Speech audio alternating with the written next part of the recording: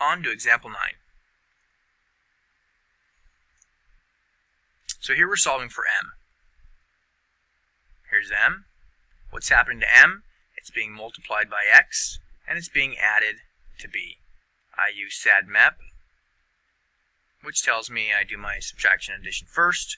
So I subtract b, and I get y equals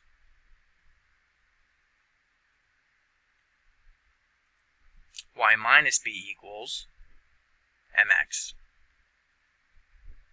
Remember, b minus b is a 0. That's an identity when you add or subtract. So it's gone. And now all I have to do is divide by x. That's the inverse of division. So I have y minus b divided by x equals m.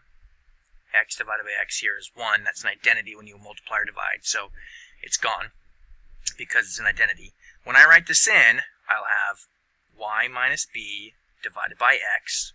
Order of operations tells me I divide b divided by x first. I don't want to do that. I want the entire numerator divided, so I'm going to make sure that I put that in parentheses. So it looks like this. Y, these are all lowercase, minus b divided by x. And I have m solved for. Example 10. Solving for x. What's happening to x? It's being divided by 3, and it's being added to y. I'm using SADMEP. And some of you have already noticed, you're already seeing it, because this long line implies these are in parentheses, I can't do my addition and subtraction first because those parentheses make it move to the end. You already saw that. I know a lot of you guys already saw that. So I'm going to go ahead and start with the inverse of dividing by 3, which is multiplying by 3. So I'm going to multiply both sides by 3. Multiply this side by 3, multiply this side by 3, and I end up with x plus y. The parentheses are gone now because 3 divided by 3 has become an identity. This is 1, which is an identity. And I have 3 times 5.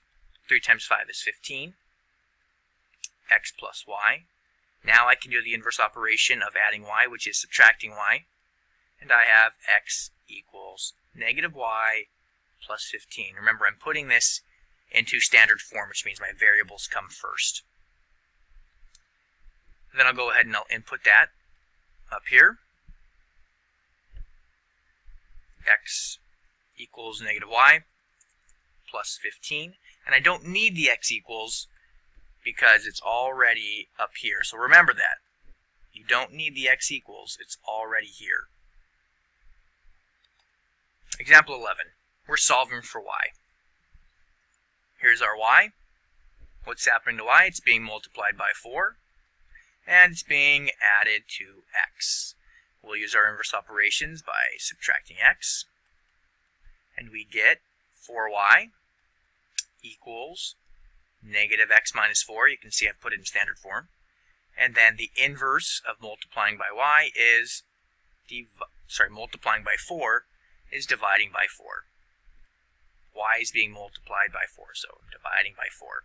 4 divided by 4 is an identity. That's 1. When you multiply by 1, you just get back that whatever's there, which is y.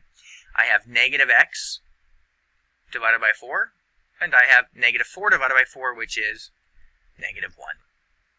When I put that in, I already have y equals.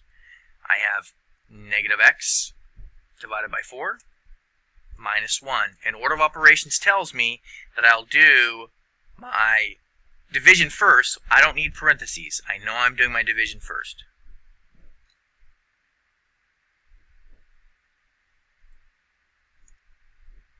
Now I'm solving for y here.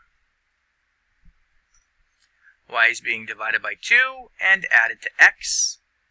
Again, this is implied parentheses, so I begin with my multiplication of 2 to both sides, and I get 2a equals x plus y. I go ahead and subtract x, and I have 2a minus x equals y. And I can just type that in. I do have to be careful that I capitalize the a because it's capitalized in our problem. Other than that, this one is pretty straightforward. This is our last example. I got excited. I thought there was one more. Good luck on the homework. Remember, use your sheet to make sure that you input it correctly.